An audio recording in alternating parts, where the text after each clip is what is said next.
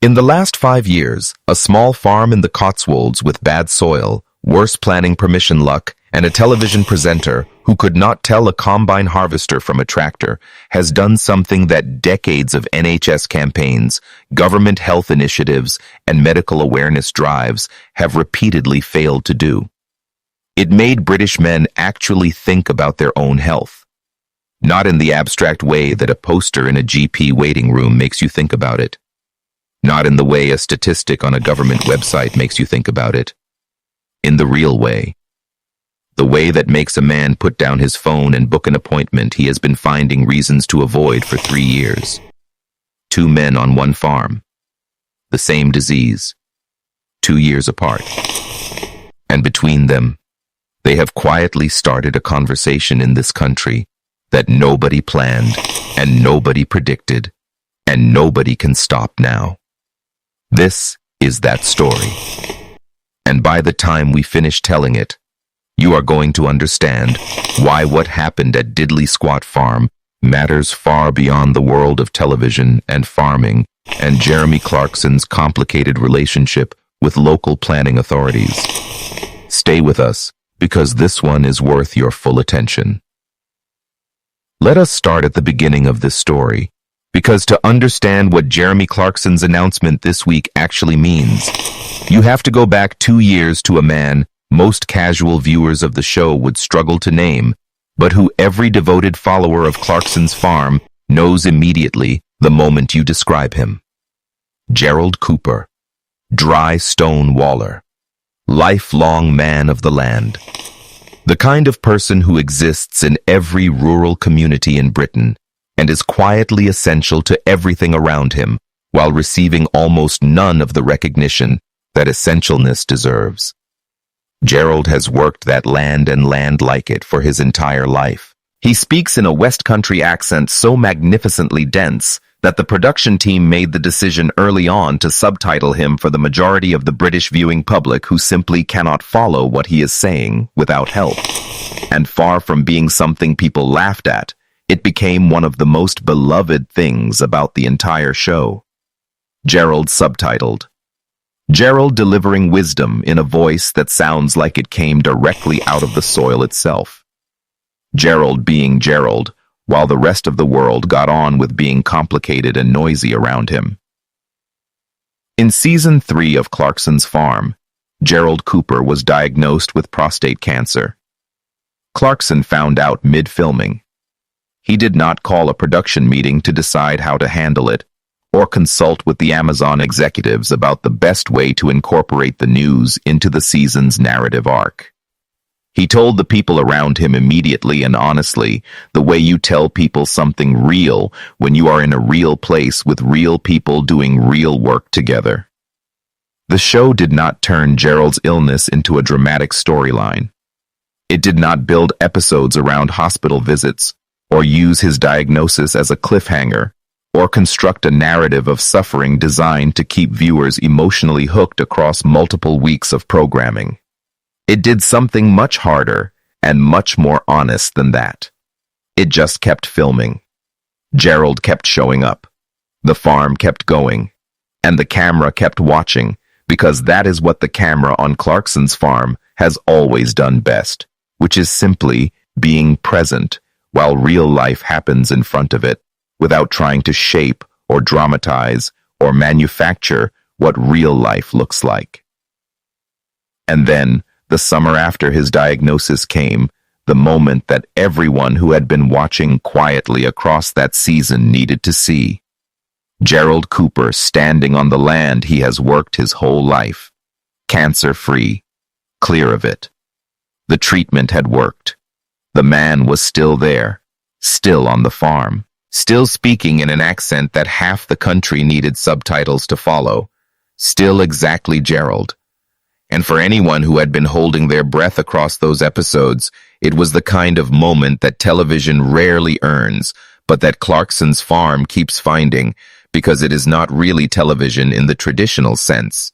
It is just a record of what happens when you point a camera at people who are genuinely living something, and leave it running long enough for the real moments to arrive. Gerald Cooper's survival matters beyond the emotional satisfaction it gave viewers of the show. It matters because of what it demonstrated about prostate cancer, that no amount of clinical language in a medical leaflet has ever managed to communicate with the same force. It demonstrated that catching it changes everything. Gerald caught his. The treatment worked. Gerald is here. That is the whole message. That is the thing that the NHS has been trying to say in campaigns and awareness drives for years, and that Clarkson's farm communicated in a single season of television more effectively than any of those campaigns managed, because it was not a campaign. It was a person, a real person, that a significant portion of the British viewing public had spent 2 seasons learning to love watching do his work on a farm in the Cotswolds. His illness was not abstract. His recovery was not a statistic. It was Gerald.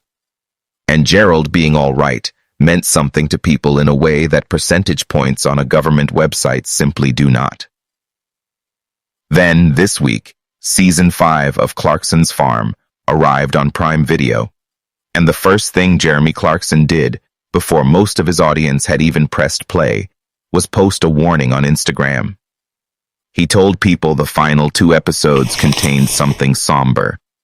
He said a show that people watch because it makes them feel warm and grounded and human was not going to feel that way for a while. He called it a difficult watch, and he said it twice so nobody would misread it as modesty. That warning was not the work of a publicist managing a disclosure strategy. That was a person telling the truth, because telling the truth is the only register Jeremy Clarkson has ever really operated in, which is both his greatest strength and the thing that has gotten him into more trouble than anything else across a career that has never exactly been short of trouble. Inside those final 2 episodes, buried in what begins as a routine harvest planning meeting between Clarkson, farm manager Caleb Cooper, and land agent Charlie Ireland, comes the moment that the warning on Instagram was pointing toward. Mid-conversation. No build-up. No camera move to signal importance. No musical swell to tell the audience how to feel. Clarkson tells the people sitting across from him that he has cancer. You watch Caleb's face change in real time. When Caleb asks where Clarkson shuts it down immediately. Where it is, he says, is nobody's business. But he gives the timeline. Known since May. A medical flagged something. A biopsy confirmed it. And then 4 words that tell you the entire shape of what Jeremy Clarkson is facing right now. Aggressive, he was told. But early. Those 4 words matter enormously, and they matter in the same way Gerald Cooper's story matters. Aggressive means this is serious. This is not something that could be monitored quietly from a distance while life continued unchanged around it. But early means it was found at a point where finding it still gave medicine something to work with. The gap between aggressive and aggressive but early is not a small gap. It is in many cases the gap between outcomes that go one way and outcomes that go another.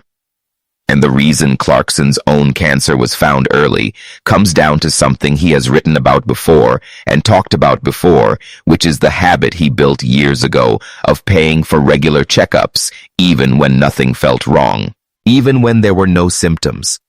Even when the calendar was full and the farm needed attention, and there were 100 reasons to put the appointment off until next month. He kept the habit, and the habit caught it. Later in those final episodes, he is more specific than most people in his position would choose to be. He describes the exact percentage of his prostate the cancer had taken when it was found. 10%. He says it plainly, without softening it or wrapping it in language designed to make the listener feel better about hearing it. By the finale, he is filming from a hospital bed, and he notes out loud the symmetry that any long-term viewer has already registered. The season opened with him in a hospital bed too. That time, it was his heart. He says some of the treatment did not go the way it was supposed to. That recovery was going to take longer than he had hoped. And then, he delivers the line that every headline since the episodes dropped has been built around. He looks into the camera and says it simply. If it all works, he will be back for season 6. And if it does not, he will not. Take care, everyone. That is where season 5 ends. That is the note. And then, in a moment, that tells you more about who Jeremy Clarkson actually is than almost anything else in 5 seasons of television. He does not let it stay there. Caleb asks when they will know if the treatment worked. Clarkson tells him to cheer up, says it probably worked. A man facing something enormous, refusing to perform, suffering about it, because performing was never something he had much interest in. Now here is what connects Gerald Cooper's story in season 3 to Jeremy Clarkson's story in season 5, in a way that goes beyond the coincidence of 2 people on the same farm getting the same diagnosis inside 2 years of each other. Prostate cancer is the most common cancer in men in the United Kingdom. 1 in 8 British men will face it at some point in their lives. And the reason it kills people who did not need to die is not because it cannot be treated. It is because it is quiet.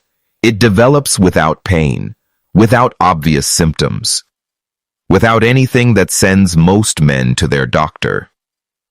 The gap between catching it early and catching it late is in many cases entirely determined by whether a man made an appointment before anything felt wrong or waited until something did.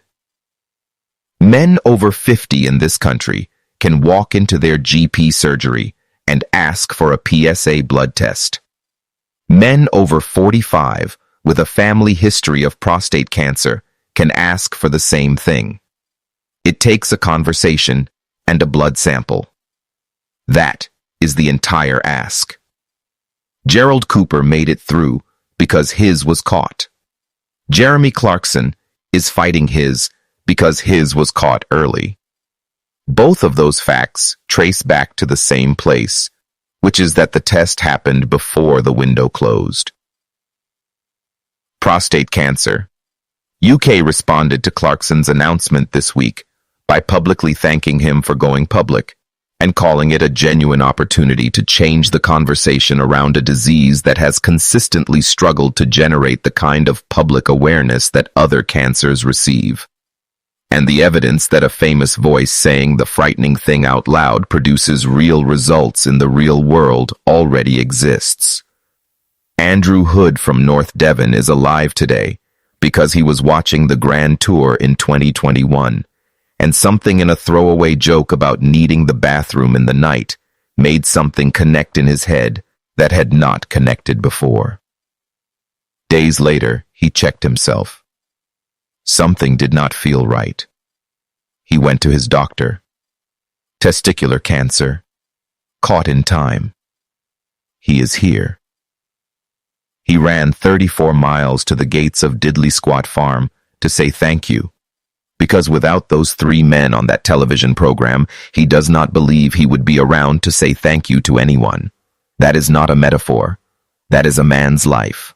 And what is happening right now with Clarkson's farm and prostate cancer is the same thing on a scale that dwarfs a single episode of the Grand Tour, because this time the person saying the frightening thing out loud is not making a joke about a motorway service station. This time, he is sitting in a hospital bed at the end of his own show, saying if it works, I will be back, and if it does not, I will not. And that lands differently. It lands in the part of people that statistics and campaigns cannot reach. The part that only gets reached when a real person says a real thing in a real moment, and the audience feels it, rather than just hears it. What Clarkson's farm has done across 5 seasons, and 2 diagnoses, and 1 recovery, and 1 treatment, still in progress, is something that British public health infrastructure has been trying and largely failing to do for decades. It has made prostate cancer visible to an audience of men who do not read medical journals and do not engage with awareness campaigns and do not think about their own health until something forces the thought. It has made it visible not through information, but through people. Through Gerald Cooper standing on his land, cancer-free. Through Jeremy Clarkson telling his farm manager, mid-harvest meeting, that he has cancer the same way he would tell him anything else that was simply true. Through the texture of a real farm and real relationships and real consequences that viewers have been watching long enough to actually care about. You cannot manufacture that with a campaign. You cannot buy it with a government health budget. It only happens when something real is being recorded, and the people being recorded are honest enough to let the real things in. And now, we are going to be direct with you for the next 30 seconds because this story earns it, and you deserve a straight ask. If you are a man over 50, we need you to do one thing after this video ends. Not tomorrow, not next week, when things are less busy. Today, book the PSA blood test, call your GP, send the email, make the appointment. Gerald Cooper is on that farm today because he caught it.